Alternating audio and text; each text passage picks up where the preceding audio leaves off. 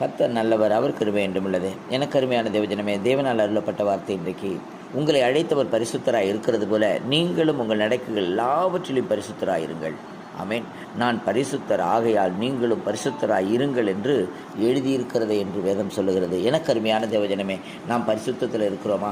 என்ன பரிசுத்தம் என்றால் என்ன அப்படின்னு கேட்கும்போது, பார்வையில், நடக்கையில், கேள்வித்திறனில், உணர்தலில், ஆமேன் சோத்திரம், இருதயத்தின் சிந்தனைகளில், ஆமேன் சோத்திரம், நடக்கைகள் எல்லாவற்றிலும், கையின் கிரியைகளில், வாயின் வார்த்தைகளில் எல்லாவற்றிலும் நாம் பரிசுத்தத்தை காத்துக்கொள்ள வேண்டியது அவசியம் என்று வேதம் சொல்லுகிறது.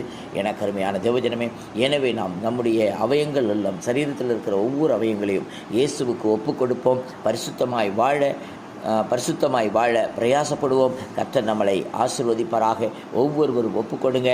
ஆமாம் ஆண்டவரே, நான் பரிசுத்தனாய் இருக்க விரும்புகிறேன் என்று சொல்லி அர்ப்பணிங்கள். கர்த்தர் உங்களை ஆசீர்வதிப்பாராக. ஆமேன். God bless you all.